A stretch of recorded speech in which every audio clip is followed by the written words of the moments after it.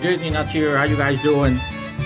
I'm unshowered and I'm shaving, and I'm here to show you another awesome photo that I recently took at the Magic Kingdom, and it's the chest scene where it's the queue line of the Fast Pass when you're heading into the Walt Disney World Pirates of the Caribbean.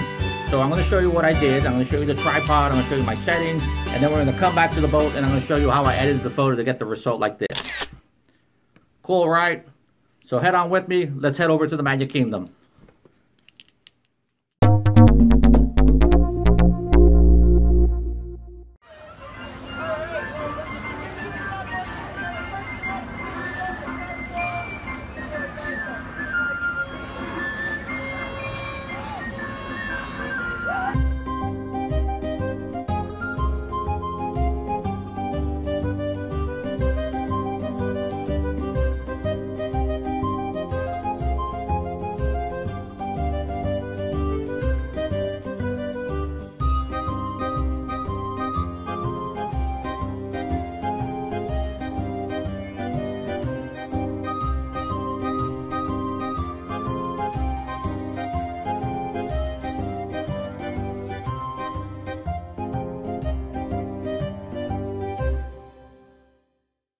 Hey guys, Disney Nuts here. I am at Walt Disney World, Magic Kingdom to be specific, and I am in front of the ride of Pirates of the Caribbean.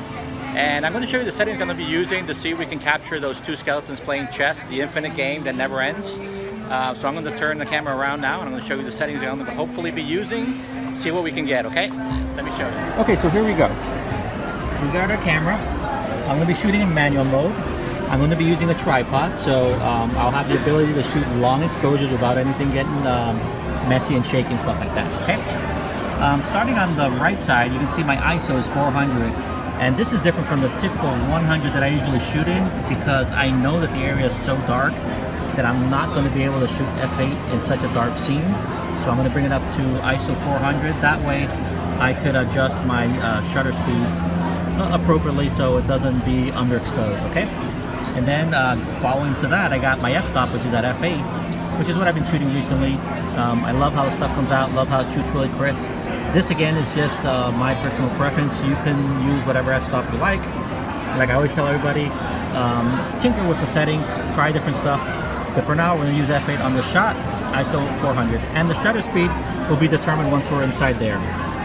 Okay, another thing that I'm going to set here is the metering mode, which I'm actually going to be setting here. And I'm going to be using spot metering, and the reason for that is that even though the scene, even though I'm going to be capturing the whole scene because I'm doing a long exposure, I really want the camera to compute the center of the image, which is the two guys playing chess on the table, okay? So that's why I'm going to be using metering mode on this scene. And obviously I got my, my timer set for 2 seconds because I'm going to be shoving the tripod in the railing, so once I hit the shutter I don't want the thing to shake, so I put it for 2 seconds.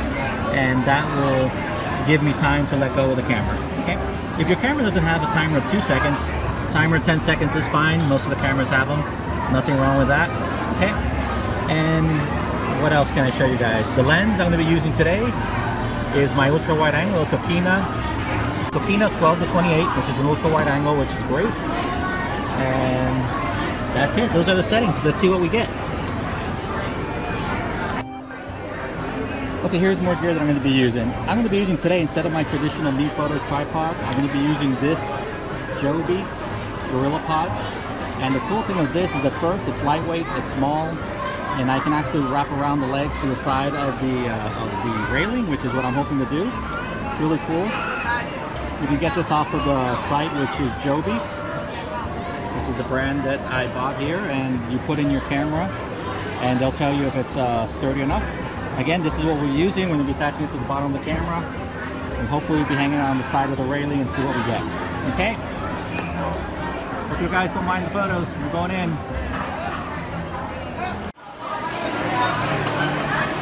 A good tip that I always tell everybody, if you're planning to go to the parks, you got plenty of time, make sure you do fast passes ahead of time. You're going to cut long lines like this. So, like I said before, plan, plan, plan. Here we go.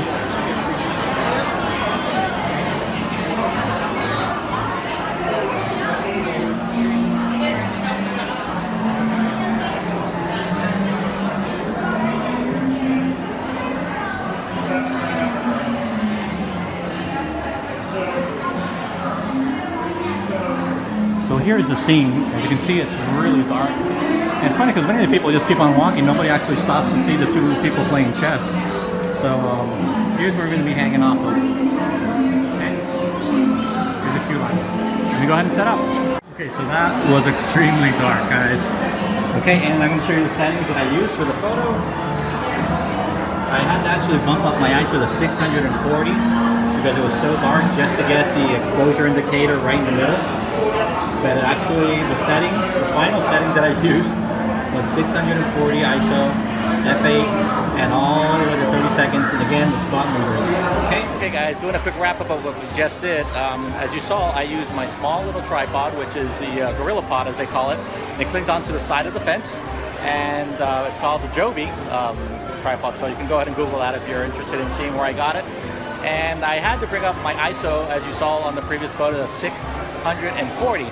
And the reason for that was that when I finally put the camera on the side of the fence to look at the scene, it was too dark using even ISO 400. So since I want to use f8 on all my photos, and at least this photo, I had to make sure that the exposure meter was all the way in the middle, so it wasn't overexposed or underexposed. So that's why I brought it to 640. And this is how the photo looks. Okay, so with that said, we're now leaving Pirates of the Caribbean. Thanks for watching, guys. Hope you use this tips to your advantage, and again, get out there and shoot and practice. It's the way to go. Okay guys, so now let's get into the fun part, which is actually the editing. And here's the photo as it looks before, and here's the photo as it looks after. Okay, pretty cool, right? Okay, so let's start first with the basics. We can start all the way from the top here. We're going to start from the top to the bottom, as I like to usually do. And let's adjust first our white balance. By default, the area is pretty orangey, at least with my camera, that's how it looks. Again, I'm shooting these files in RAW format, so what we see is what comes straight out of the camera. There's no type of editing whatsoever. There's no type of compression. So each file, being RAW file, comes out the full size of the camera. In this case, it's 24 megapixels. I got a 24 megabyte file. Okay, so the first thing is first. Okay, so let's bring down the temperature here. Make it a little cooler. There we go. It looks like somewhat a little more pleasing to me. Again, when we talk about editing, use the editing the way you like it and how you like to see the photo. There's tons of ways to edit these photos, different tools out there, and what I tell everybody, if you like it, if it's good, it's good. Doesn't matter what tools you use.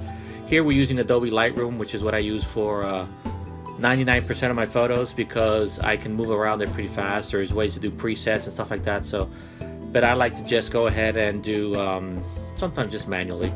Okay, so the next thing, tint. I think tint we don't need to touch. We don't want to alter that, so we go ahead and leave that in 0. The next thing is the exposure. I think with the using the exposure indicator on the camera when we took this photo, I think we got it nailed pretty much right. Everything looks pretty much balanced. We could see the details and everything. But if you do want to bring it up a little bit, we could do it just maybe a touch. Here we go. Contrast I'm not going to touch. I rarely touch this, to be honest with you, because I think it sometimes ruins the photo. But that's just me. Sometimes it's cool to, again, every photo is different, every editing is different. So okay, highlights. I like to bring the highlights down. What the highlights will do is it'll actually bring down the tough white that we have in this area. So we see when they bring it down, it brings out the details in here, which is nice. Okay, so we can actually bring it down a little more, but let's leave it around there. That way we can see the details here, but we're not ruining else all the other areas of the photos. Shadows. We want to bring the shadows up. There's obviously tons of shadows in this photo, including the ones in the back, which is one of the pretty cool effects that right has. I'm going to bring it up a little bit, just a little bit, actually 100%, so we can see like the whole shot. Okay. The next thing is the whites, which, as I said before, sometimes the whites help to make the photo pop, and just a tad will do that. There we go. I'm going to bring it up a little bit, just like 30%. There you go. Blacks, I like to bring the blacks down, even though I usually bring the shadows up.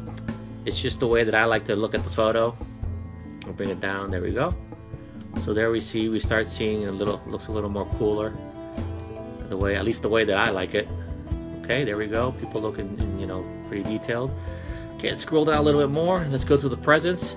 Clarity, I use this a lot on water, but on stuff like this, I'll probably just put maybe 5 or 6, not to overdo it. If I put too much, it's going to sort of like ruin the photo, at least for me, unless this is the style that you like, where it looks like this, which is like very contrasty. So, but I like to try to keep it as natural as possible, at least this one.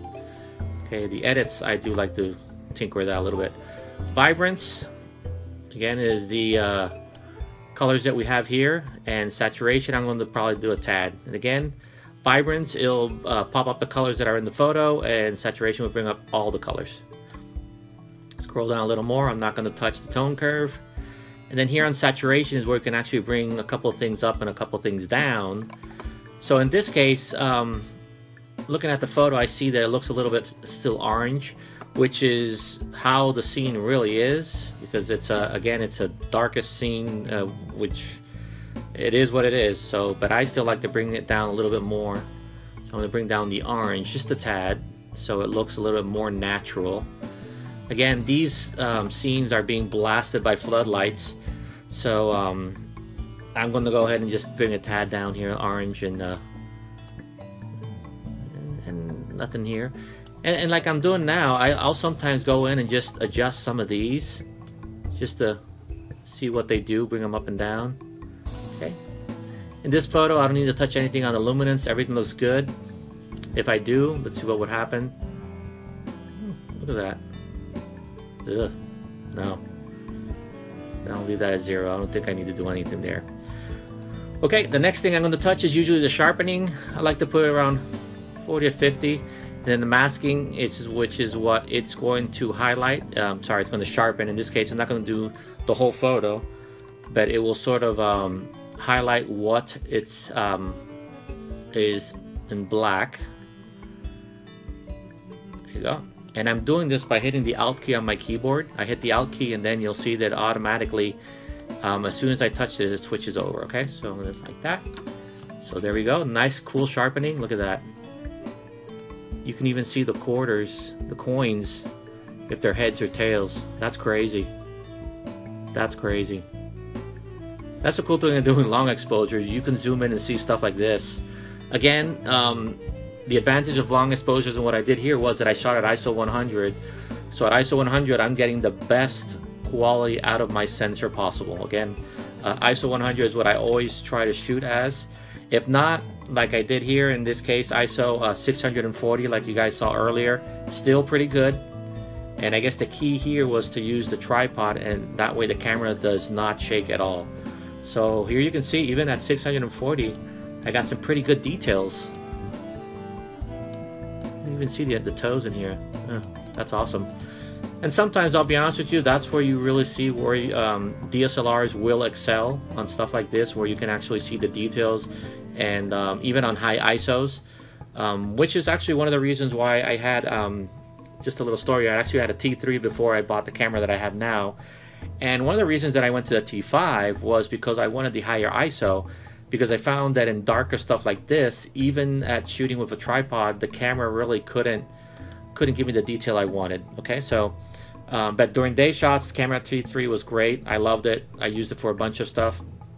T5, it gave me the option to shoot at even ISO 1200.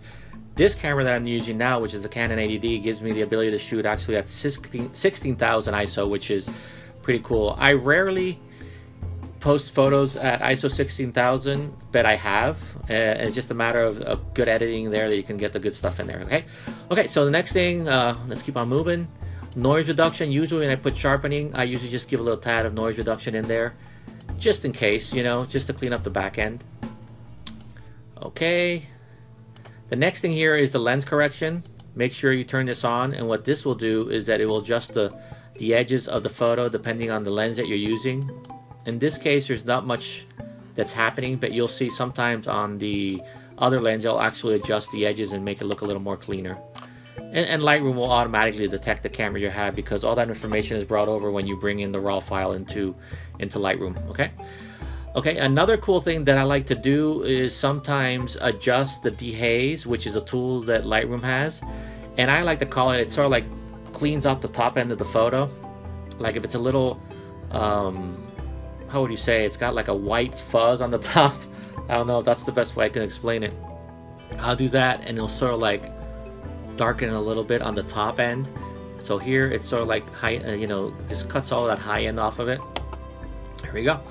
Then finally, for this type of shot, what I like to do, since it's a dark scene, they're both hunched around the table, I want to draw the attention into the two guys on the table. I don't want to really highlight any of this information outside here, because it's really, even though it's a cool scene, you know, you got the chains and everything and stuff like that, I want to focus the eye down here. Okay, so one thing that I'll do, and I'll do really little of it actually, I won't overkill on it or anything, is actually a vinaigretting. And I'm going to go here, I'm going to bring the vinaigrette down, and you're going to see how the edges start getting dark and how the center starts staying bright. And you actually do this the other way. You see this a lot on prom shots and stuff like that, you know. Hey, who knows, maybe this is their prom shot. Okay, but anyway, okay, so I'll bring this back the other way, and I'll put like a minus, and that way you see the edges start looking dark, and it starts giving that nice tight warm feeling of them sitting at the table playing the game, concentrating there, and you know, and it draws the eye into the image, so you don't have any of this stuff, you know, distracting the eye. Okay, again, this is how it looked before, and there we go. That's our photo of Pirates of the Caribbean. Okay, again, as you guys saw previously, I shot this at ISO 640 f8, and it took a full 30 seconds, and here's a shot, guys. And again, get out there and shoot like I did now, and play with your settings. Again, hopefully these settings serve as a base for what you like to do. As you see, there's nothing really complicated in here. It's just a matter of tinkering a little bit with these main settings, and there's your shot. So with that said, please make sure to subscribe and like the video if you want to keep on seeing these videos coming. Please share with your friends and comment underneath if you got any questions of what I did, or if you want to see something specific, some ride, some shot, or something like that. And I really appreciate all your comments and everything. I do read each one of them. So take care and stay safe, guys. Okay.